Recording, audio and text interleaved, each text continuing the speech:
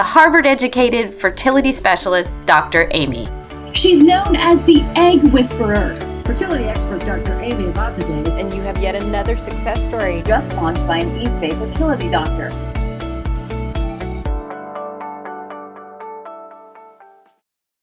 Hi everyone, thank you for joining me on tonight's episode of The Egg Whisperer Show. I'm Dr. Amy, a fertility expert coming to you from California. Thank you for watching. I'm going to talk to you about the 7 things you didn't know about the trigger shot. Hit me with your best shot. I promise you. We love to sing, we love to entertain, but at the end of the day, I should really be keeping my day job. Here's the first thing that I want you to know about the trigger shot. The first thing is that it contains pregnancy hormones, so it can actually make you feel pregnant, a little bit of bloated, a little bit nauseous.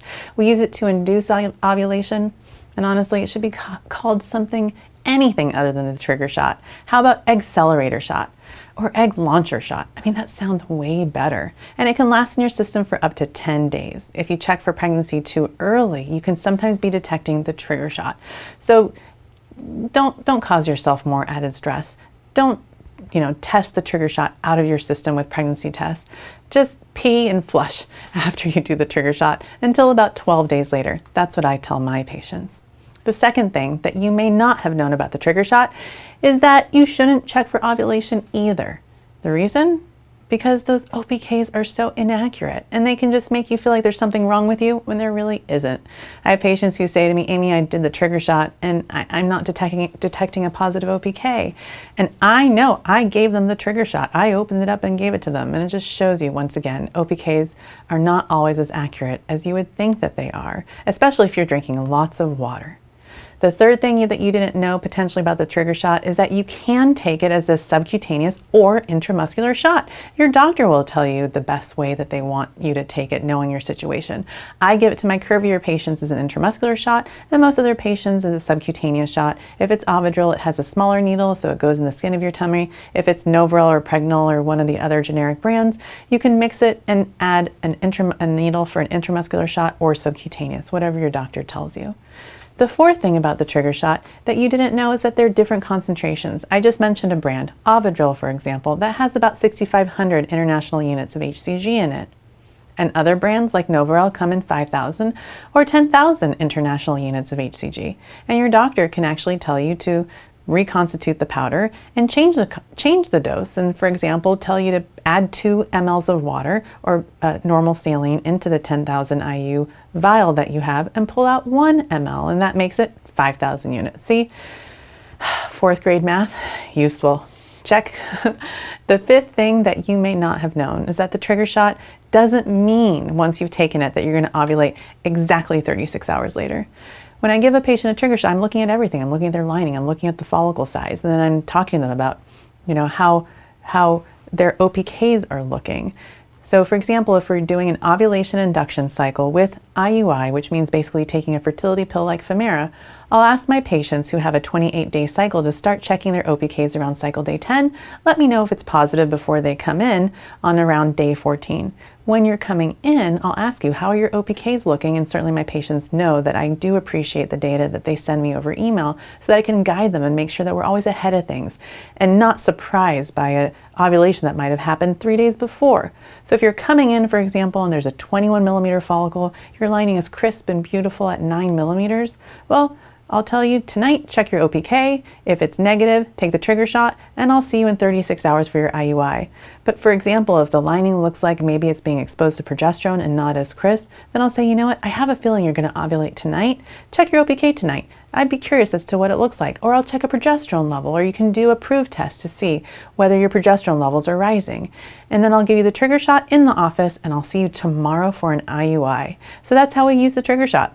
IUI does not have to be exactly 36 hours later. I have patients who email me from all over and they'll ask me things like, Dr. Amy, my doctor gave me the trigger shot and they did the IU at 34 hours later or 38 hours later. Is that wrong? And the answer is no, it's not.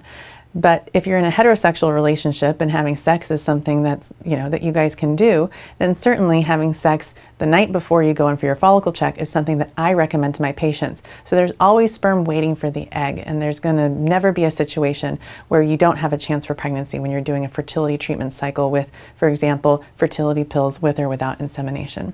The sixth thing that you didn't know about the trigger shot is that I actually can give it to you in the office as a shot for patients, for example, who are needle phobic, or I can also dispense it to you, meaning I hand it to you already mixed. And if you're taking the shot that's already mixed or you're not mixing it at home, then you can refrigerate it until you're ready to use it. And if you forget to refrigerate it, please don't panic. It really isn't a big deal at all. The seventh thing that you may not have known is that, believe it or not, the trigger shot is not required. I just said that. The trigger shot is not required. It isn't required for a healthy pregnancy. It isn't essential. It is not. But it does help with IUI planning and sex coordination. Because let me tell you, it is a lot easier for me, and I know for my patients, for me to say, look, it's Wednesday night, I'm going to give you the trigger shot, and you're going to have sex tonight and tomorrow night. But if, for example, you came in and I'm like, well, I think you're going to ovulate in about 2 days, have sex maybe on this day or that day, sometimes the trigger shot just helps with planning. Certainly, I would love for all my patients to be like, yes, I cannot wait to have sex, every single day for the next 5 days. But at the end of the day, most people are pretty burnt out once they get to my office. So I'm trying to respect that and understand that and make sure that I'm not burning my patients out more than they already are burnt out from all this hard work that they're doing. So these are the things that I talk to my patients about. And if you come to me in my office, I do sing to my patients. After the IUI, we do a little jazz singing. Maybe I play a little piano. That's only on Fridays. Those are all jokes. And again, I should clearly keep my day job. And I hope that I entertained you as I told you about the 7 things that I want my patients to know. And they already do know. So now that you watched this show, hopefully these tips will help you. So you feel a little bit more in the know about this silly shot that we call the trigger shot that makes people feel that they're pregnant sometimes when they're not. Have a great night, you guys. Please tune in next week as well. We'll see you soon. Welcome to the Egg Whisperer Show, a program exclusively designed to promote reproductive health awareness and discuss fertility preservation options. Here is your host, the Harvard-educated fertility specialist, Dr. Amy. She's known as the Egg Whisperer. Fertility expert Dr. Amy Avazadeh. And you have yet another success story. Just launched by an East Bay fertility